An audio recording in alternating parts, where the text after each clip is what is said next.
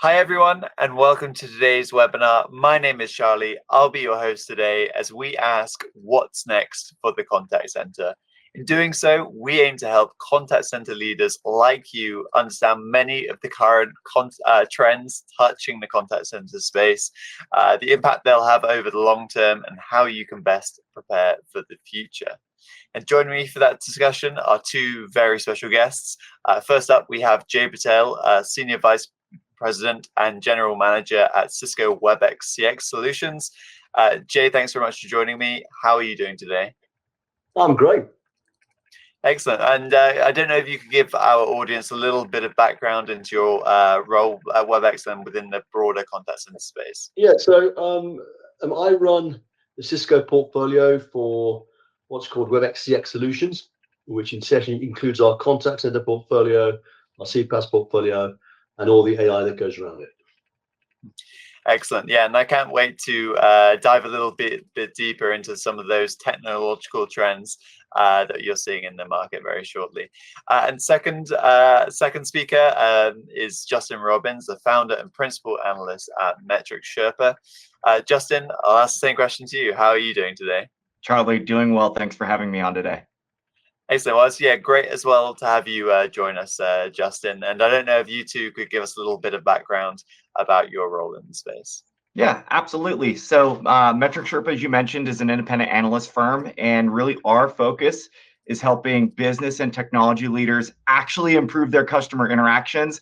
And I think more importantly, show their impact on business outcomes. For me, Charlie, the mission is simple. It's helping customer experience leaders feel clear and confident on how they improve their organizations. Absolutely, and there's lots of great advice to come from yourself, as I know from the rehearsal, and Jay later to share. But before we get into the main meat of this webinar, a quick little intro of what you can expect.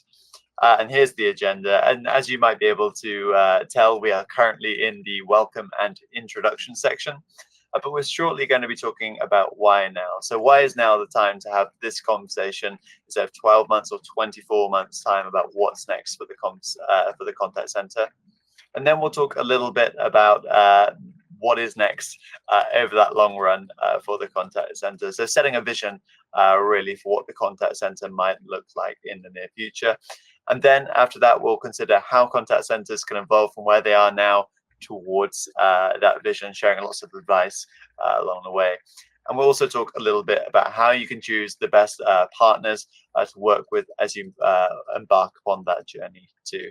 And of course, closing remarks where Jay and Justin will share their top tips to take away from the webinar, which you can begin to operationalize within your operations. So yeah, that's the main agenda, and let's get into why now. I just want to frame this section very quickly with some stats that I saw from a recent Salesforce service state of service report, and it shows that it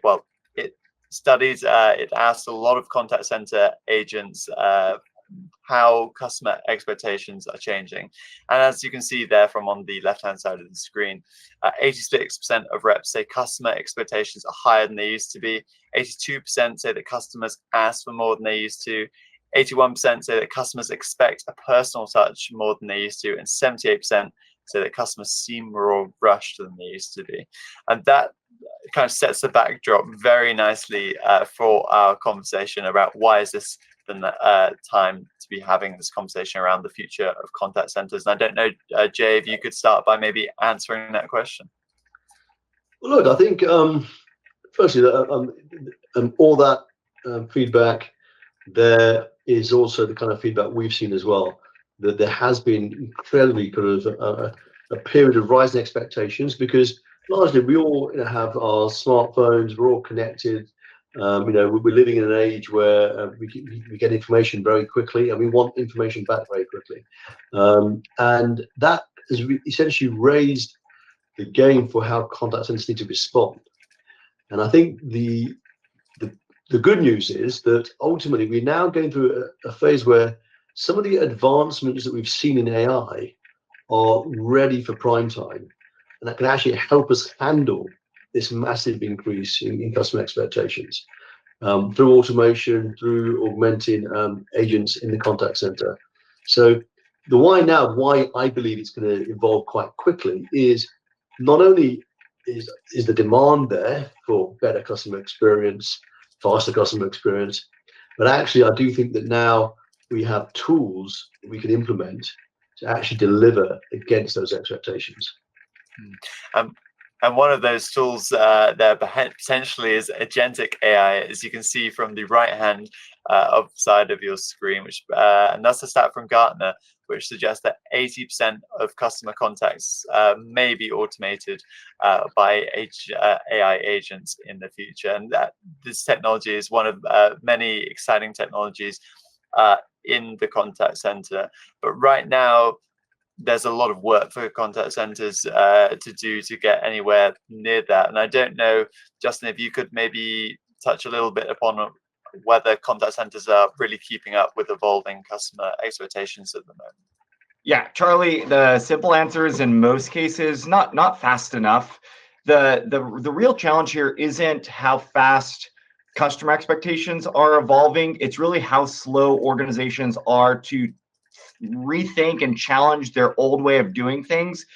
If I look at where's the disconnect maybe most obvious, it's how the contact center specifically is defining their value. They're thinking just operationally. How fast can we do this? What are we doing with volume? How are we efficient?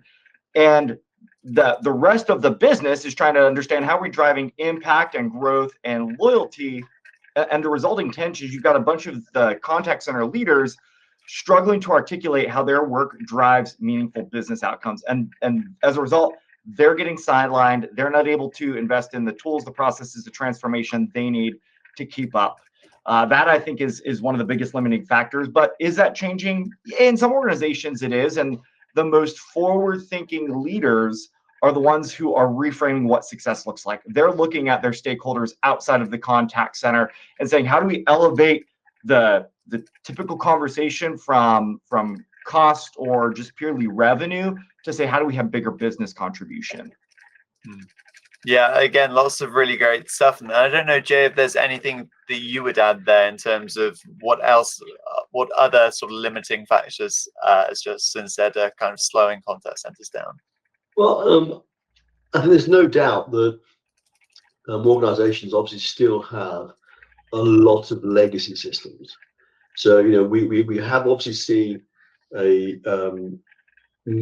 most organizations trying to transform themselves by putting in cloud infrastructure, maybe putting in more digital channels. But fundamentally, there's still a lot of work to do on legacy systems.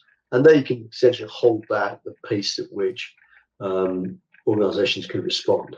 On top of that, I think a bigger question also, and one that's probably not addressed that often, is who is really responsible in an organization for getting that CX right. And it tends to be, of course, a lot of people involved. The CMO is involved, the CEO obviously holds it, contact centers involved. But in an age in which consumers really expect a great experience when they're buying something from you, when they need some servicing from you, when they have a problem from you, when they've been renewed. And if each of those experiences is slightly different, they notice it. And it's one of the biggest issues, I think, that organizations struggle with consistency of experience across the customer journey, because different leaders, different systems are actually providing that experience. So I do think to actually get great customer experience in the future, organizations need to think about their organizational structure in some ways and who is actually responsible for the systems that deliver that consistent customer experience. Yeah. Oh, sorry, go on, just. No, sorry. Yeah, I think there's lots of really good points. Then, as you mentioned, lots of contact centers are using different systems across their locations, maybe even sometimes in the same contact center. We see a lot sort of a hybrid stagnation. Maybe a contact center has bought 100 seats, but has only put like a pilot of 10 in, and after months, perhaps even years, only some of that pilot have moved to those contact centers. So it's a huge problem. It's interesting to see how contact centers can sort of move away from that hybrid stagnation and be able to accelerate towards the contact center of the future. And on that note, we will ask what is next for the contact center. And Justin, you believe that the customer service leaders of tomorrow will think beyond the contact center and reposition themselves as customer engagement leaders. Could you maybe tell us a little bit about what you mean by this? Yeah, well, first I want to double down on something Jay said about responsibility. If the old adage of, customer experience is everybody's responsibility, if it's everybody's job, it ends up being nobody's job. So I think we have to be really, really intentional about ownership. And in this case, it's specifically around ownership of our customer interactions. If I think about talking about the contact center right now, it is tying us to not just a channel-centric, but a location-bound mindset. And it reinforces this idea that customer experience or even customer service is a destination. It's this place you have to go to when something breaks or when you have a question or when there's an issue. And that mindset and that phrasing doesn't really match how customers operate and engage with our businesses today, right? If we think about every single one of us, right? We're all customers. This is easy. If you think about your own interactions, they're happening across devices, they are happening across apps and modalities and different moments. And that's not limited to the contact center or a support ticket. It's onboarding renewals. It's all of those things.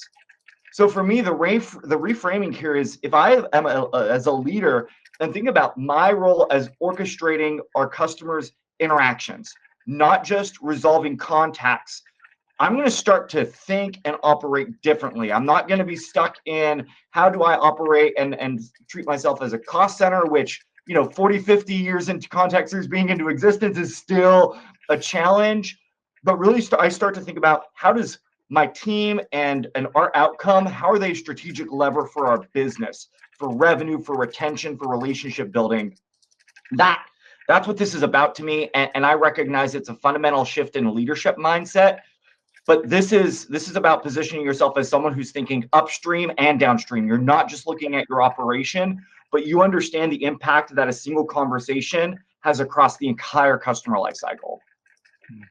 Yeah, I think that's really interesting. And I don't know, Jay, if that aligns with your view of the contact center. No, but very much so. I think we talk about customer experience is not a place; it's a culture. You need to kind of, I suppose, get to the point where across your organization you're thinking about how do you deliver the best customer interactions. And for us at least, part of that involves organizations just being a lot more proactive. Again, there's a phrase that has been used around the best contact center experience is the one you never had. And that is because businesses can anticipate your needs based on data they have about you, or based on events in their business systems that they have about you. And again, if they were more proactive in engaging with you, then you wouldn't need to call the contact center. You may not need to call anybody. You may just be satisfied that you received a notification or an alert or some message that basically said, okay, I get there's a problem here. So I do think that the mindset shift from it's a cost center, it's reactive, to one that is much more proactive, and it's a culture across different functions. We think that is going to be the foundations for building the contact into the future. And then I think the issue then is okay, how do you create the tooling in that organization or across the organization to actually give them the tools to do that work? And that involves obviously lots of integrations, lots of data, and also lots of software and AI on top to actually be able to deliver that across an organization. So yeah, I think the contact center of the future, again, I'm even calling it a contact center, I think is actually quite may not be the right thing. The idea maybe of customer experience centers, and even the center. Just the reality is organizations exist to keep their customers happy, and that customer experience needs to happen from somewhere or some function but it probably goes across the entire customer journey. So yeah, no, I agree with Justin, and I do think that change could happen quite quickly for the best organizations. Yeah, it's interesting. It's so if we move on from contact center, maybe it's the customer engagement hub, to go back to Justin's earlier point. Yeah. But let's maybe continue around that thought of the customer engagement leaders. I don't know, Justin, if you have any thoughts about what the best leaders of customer contact operations will have in common tomorrow. Yeah, Charlie, I think there's 3 critical traits that they're all going to share. One, undoubtedly, will be cross-functional influence. They are leaders who do not stay in their swim lanes in the best ways. They are able to work with marketing, product operations, and make sure that the voice of the customer is actually heard and acted on. It's not just a report that gets shipped out to people, but it's driving decisions. I think will be really, really important. Think of them as the connective tissue, right, between all of the other siloed bits that are necessary. Second, has to be data fluency. If we think about all of the capability that is going to be available for organizations to surface and interpret and just know what's happening in their business, these folks will need to translate that into action and make it real and meaningful for people. Just because more reports or more data is surfaced doesn't mean it's going to be relevant. So they need to make it relevant to the stakeholders that they're working with. And the third bit for me is workforce advocacy.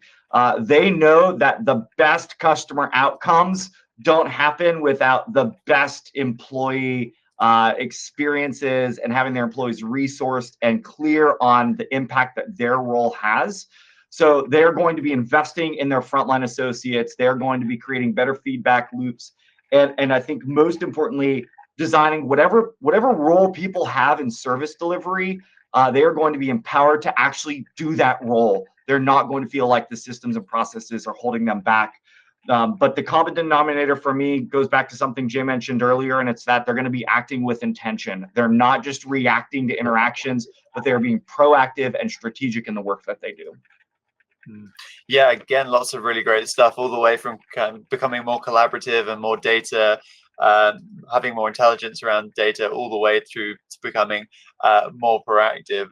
And I think that leads us very nicely on to the section of how we can evolve. And I don't know, Jay, given everything that Justin said there, if you have any advice for what the customer engagement leader can do right away to prepare for the future.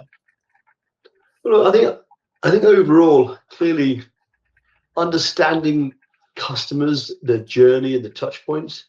Maybe many contact center folks have focused on problem solving, when there's an issue, and that's where they've come from. And I think in order to do the broader role, they need a broader understanding of that customer journey. We have in our platform a customer journey data service as well, which takes interactions of a customer, from onboarding to retention to problems. So essentially, I think understanding the customer journey, I think, is a really big part of mapping out what needs to happen when. Aligning the governance and the policies for who does what. So I think this organization issue, again, I think from what I've seen, some large organizations, I've seen them that there's someone responsible for the outbound messaging, there's someone responsible for the inbound messaging. It's like, well, no, wait a minute, it's the same customer at the end. You need to tie all this together. So aligning governance and policies, I think, makes a lot of sense. But more practically, I think starting pilots that could actually get some of that new thing working. So whether it's a pilot for outbound messaging with an AI agent or a voice AI agent at particular parts of the journey, I think there's things they can do to kind of iterate their way to that new CX hub.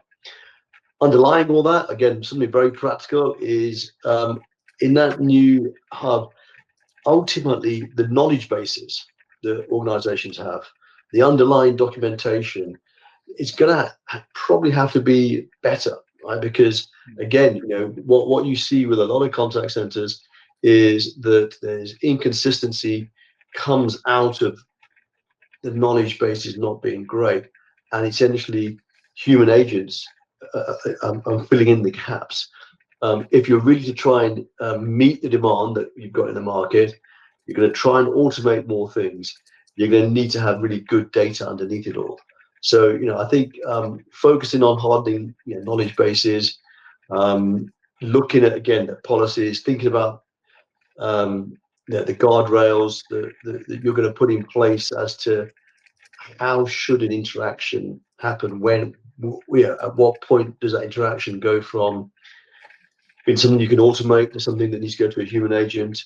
There's a lot of planning, I would say, as you go along, but don't let the planning stop you from starting some pilots. Yeah, I think on that orchestration point, I think it's fascinating how still the principle of understanding your demand drivers is still kind of so key in the contact center. I mean, understanding how the intents that you can become more proactive around, the intents where you can fix broken practices in the back end. Even with these emerging technologies, these core principles really remain the same. But as the service leader role does continue to evolve, it'll be interesting to consider how their priorities might shift. I don't know, Justin, if you have any points on that. Yeah, I do, and I'll echo something Jay mentioned really quickly. We just closed research on the state of knowledge management, and I will underscore that it is a rough state of affairs. So I will add that on as a bonus item of revisit how you're thinking about curating and maintaining knowledge.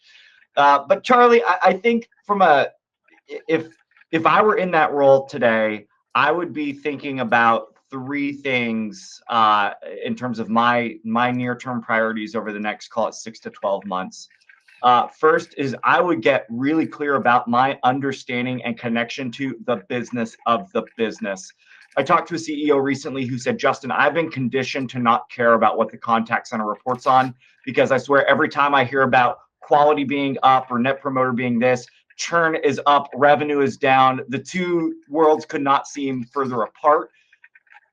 And I think we have to do a better job about connecting the things we measure and report on to the business of the business is number one.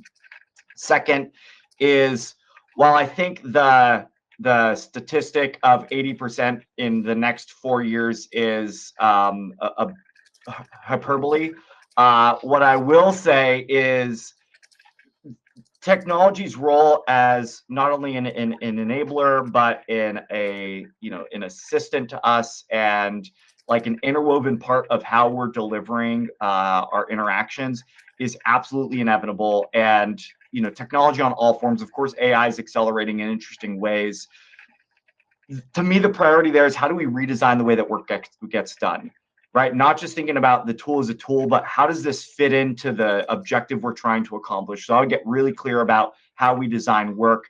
And the third bit is I would absolutely be prioritizing what I think my workforce needs 6, 12, 18 months from now to do what their job looks like then, not what their job looks like today, because that I think is where the biggest opportunity and need for change is going to exist.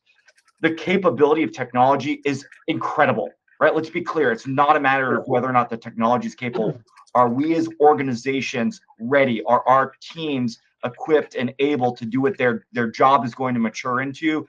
That needs to be a focus and an emphasis as we go into the next 12 to 18 months, let's say. Yeah, absolutely. And in terms of preparing the employees for 18 months' time, I think that's a really great point. And with more automations, whether or not it's 80% of contacts become automated, but with all of that, the applications of AI, I think, are so much broader than just contact automation. There's AI to improve not only just agent performance, but also analytics and so much more. But given all of these broad use cases, I don't know, Jay, if you could maybe share some advice on how contact center leaders can start to think about AI. Well, firstly, I think the thing is that it is the single biggest opportunity for transformation that I think has existed for a very, very long time. And, for me at least, the way I look at it is that there's always been kind of, I suppose, hard problems to solve in the contact center.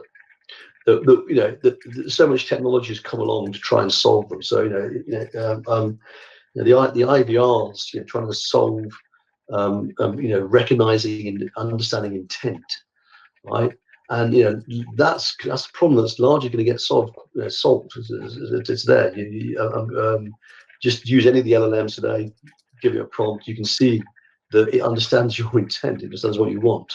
And it needs to be translated ultimately to the contact center. And there's a few technical hurdles, but the underlying AI engines, the LLMs, are able to help you understand intent.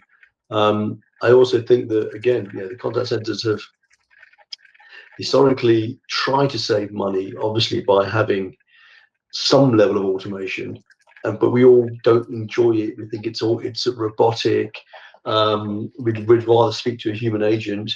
And again, I think that by embracing what's going on today, the ability to have voice AI agents that can have a natural language conversation with customers, it's nearly there. Just now, we were talking about this early on. It's nearly there. It's not quite there yet, but I think that will be a game changer when genuinely customers are happy to talk to a voice AI agent rather than talk to a human agent. And that, I think, is where experimentation, getting involved, relying on, I would say, the exponential advances you're seeing in AI ultimately do the job for you. You're not, as the person who operates the system, you're not going to have to build about this. The market is happening regardless of what you do, but you do need to understand its possibilities. And as I said, I think AI is rapidly solving some of the really thornier challenges we've had in contact centers.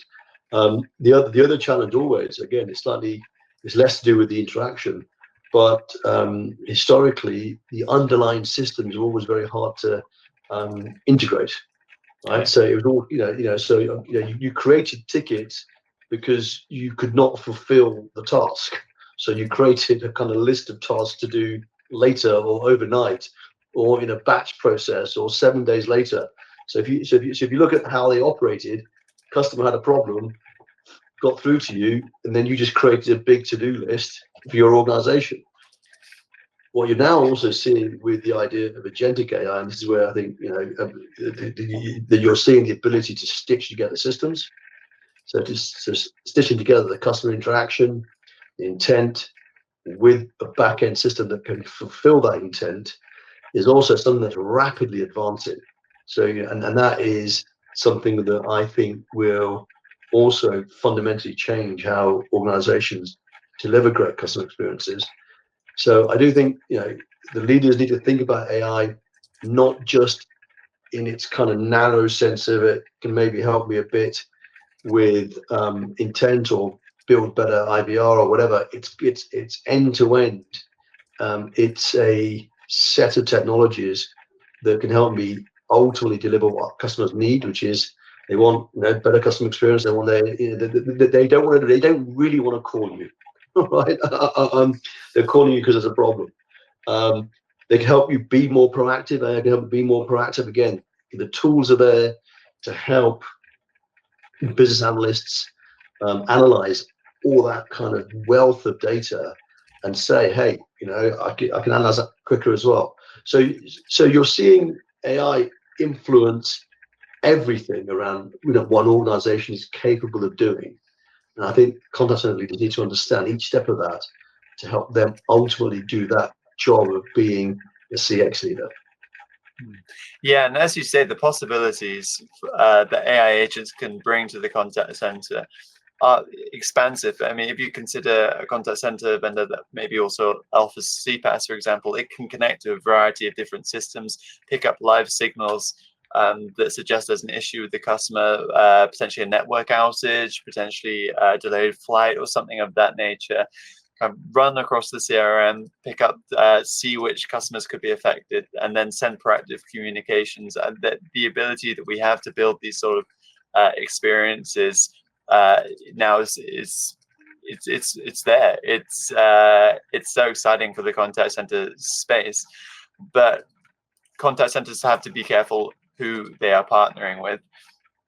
And this brings us to the question, who should I partner with?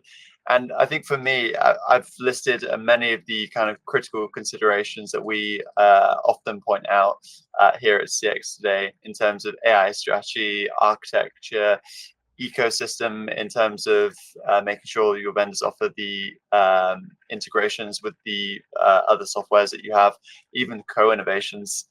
Sometimes, are they working with my UCaaS provider? Are they working with my CRM provider?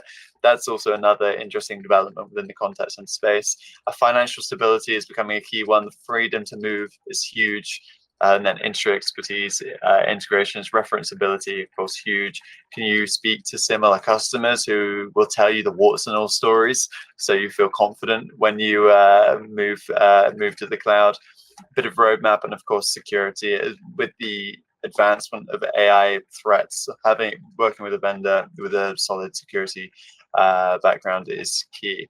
And there's a lot of things in there, but I don't know, Justin, if you have any more advice on what a contact center should look for in a long-term partner.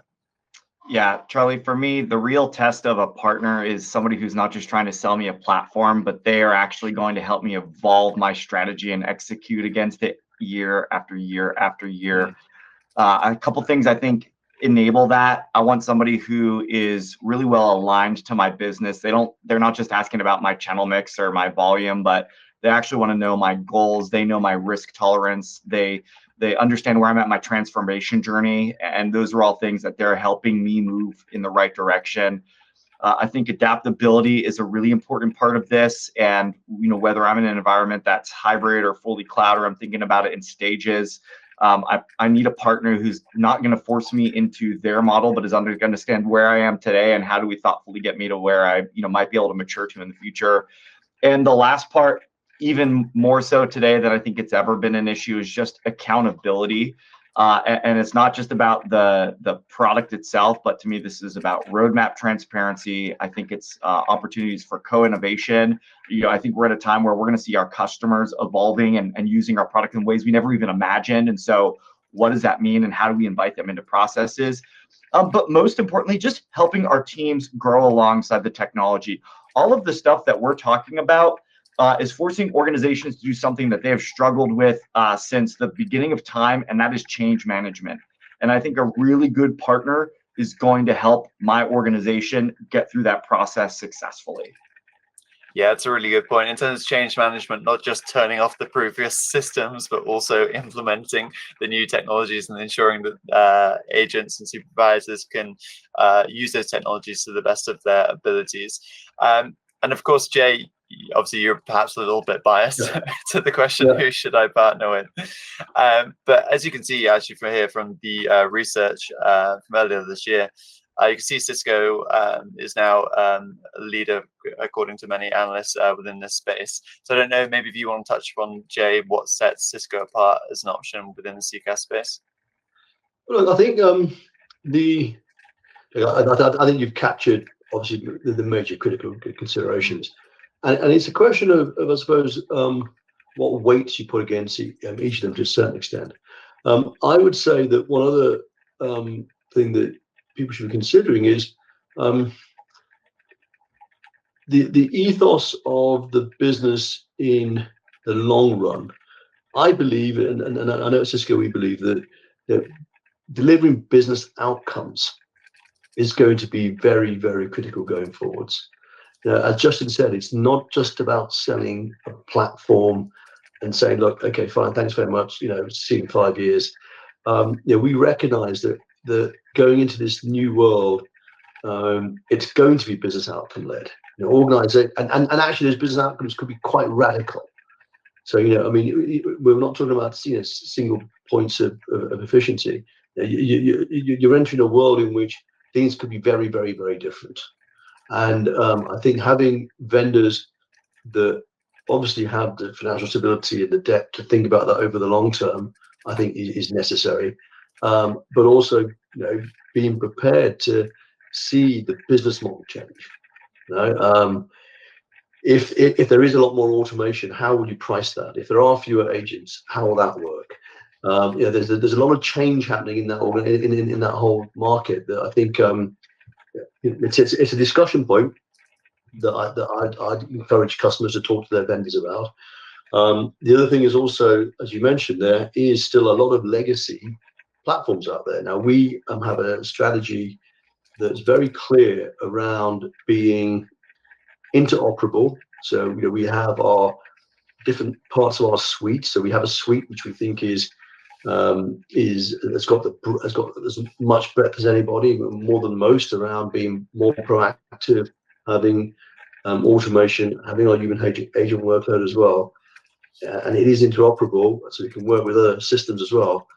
But we also support some of the on-premise systems as well, and supply AI capabilities and other elements of that suite to customers that may still have on-premise systems and want to continue with them for whatever reason they want to continue with them. Security, it does just take time to change manage, right?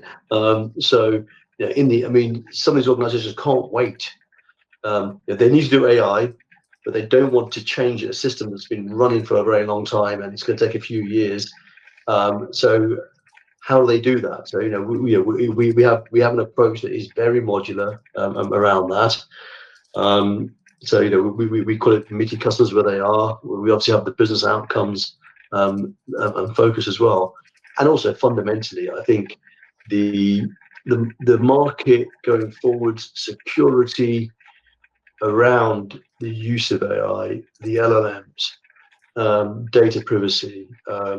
There's a lot around how this new set of technologies gets used and implemented that you're going to need to put, I'd say, a security blanket around to make sure that you're not using LLMs or allowing a backdoor through an LLM into your systems.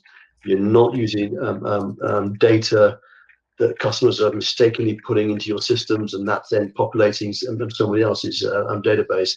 So there's a lot of work around. You've got to think through all that. And I think Cisco, at least in our area, we benefit massively from what Cisco Central is doing around creating systems of AI. So essentially putting a security blanket across the network layer, across the infrastructure layers, security layers, and application layers. So I think that's, again, one of the things that I'd encourage customers to think about, which is, do you really want multiple LLMs used across your business where security is managed by multiple people? Or do you want to kind of focus in on maybe just a few vendors that have got security at their heart, and have that, like I said, that security blanket as well when you start using these new technologies. So it's a long way of saying, I'd say business outcomes, meeting customers where they are, and security are things that we major on. Yeah, there's so much to reflect on there in terms of meeting customers where they are. Again, the CPaaS element of Cisco is huge, being able to help customers move certain elements to the cloud at a time so they can evolve at their own pace and start picking up pieces of AI. They can also create that proactive service infrastructure as well and start to apply agentic AI across it. And I think for me, one big differentiator for the CCaaS leaders in the futures will be those with broader portfolios. A lot of the contact center tech becomes somewhat commoditized. Those that are able to lean on their broader portfolios and bring in those specialist solutions like security solutions, that's going to be a huge differentiator. I don't know though, Justin, if there's anything that you would add to what you like about maybe the Webex contact center, but also about kind of the leading market solutions at the moment. Yeah, and Charlie, some of these things are going to underscore what Jay said, but I think their platform architecture does represent what enterprise leaders are actually asking for, right? They're looking for something that's flexible, that Jay said it much more eloquently, but it's like, don't blow up the stuff that's already working. Help me modernize when I'm ready and when I want to. So I think that is important and thoughtful that they've done that. Jay talked about security, and I think that should be obvious with all the conversations around AI and automation. That's a number one concern anyway. So they've already got a huge advantage, especially if I'm leading a global organization. They've got the footprint and the infrastructure that's already in place. So I think that's really valuable, and should be looked at for any partner, is to make sure that security is taken seriously to that point. Obvious one, but if I'm already using Cisco, I mean, it's a huge advantage that it's part of this bigger ecosystem. So for me to deploy some of these capabilities, it's just able to tie into what I'm already doing. But the last bit that, again, Jay, you alluded to a little bit, but just I think the approach to AI and openness is very thoughtful. It's not locked down. It's built to plug into existing systems and evolve as strategies mature. And that's the reality of where we're at today. Most of the strategies and deployments around AI right now are going to be, just relatively novel at first, but it's going to get more and more advanced at accelerated pace. And so we've got to have the ability to make changes as we need to make them. Yeah, and on that, I think we have a transparency portal where everything we do on AI, every single component, everything is visible to our customers, so they can see what's going on. And again, I think that's something that I'm sure will be a standard going forwards for everybody. Yeah, absolutely. Again, there was lots of really great stuff there, but we covered so much ground already today in terms of what the contact center of the future might look like, what the contact center or customer engagement leader of the future might look like, and how we can possibly start evolving our contact center operations all the way through to partnering, making sure you partner with the right companies. But I just want to finish with some closing remarks. And it would be great to ask you both, what's the number one message you hope our viewers take away from today's session? I don't know, maybe Jay, if you want to go first on this. I think the number one message is that, look, I think the leaders need a holistic CX strategy. They need to evolve from being kind of a reactive and being a place to being a culture and holistic across the entire journey. I think it's something which they should do. They should get started incrementally. That's a journey as well. To get there is a journey. So I think start. And the last point I'd make is that I have a personal belief that the voice AI agents, as they get good enough, and I think we're within a few months of that. I think people should pay real attention to that part of the market as well. Yeah, absolutely. And I don't know, Justin, if you want to go next. Sure, Charlie. Simple. The contact center is not going away, but its role is absolutely being redefined. And if you're a contact center leader today, you've got to acknowledge that you are not running a support channel. You are managing moments that shape loyalty, they impact revenue, and they influence your organization's reputation. And right now is your moment to lead. You can't be reactive anymore. Jay talked about strategy. Invest in a strategy that's going to move your organization forward. Empower your people to be successful. Treat your tech stack as a living system. I know that the future of customer experience will not be won by people who choose to do more of what they've always done, just faster. It will be won by the people that are bold enough to redesign the way that they serve and deliver value to their organizations. That's the opportunity. That's the invitation. Yeah, excellent. Again, that's really great. And it makes me think, if there's a concept about 5 years ago that customer service is the new marketing, but customer service seems to have always been far too bogged down to become the marketing role. But maybe the service reps of the future might be those lead brand ambassadors or marketers.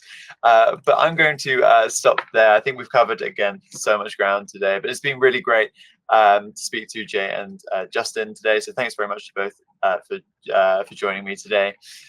What I'll do for everybody watching too is leave a link into the Webex Contact Center in the description to this webinar. So if you want to find out more about that, please do check out that link. But for now, that's everything. Thanks again for watching, and I hope to see you again very soon.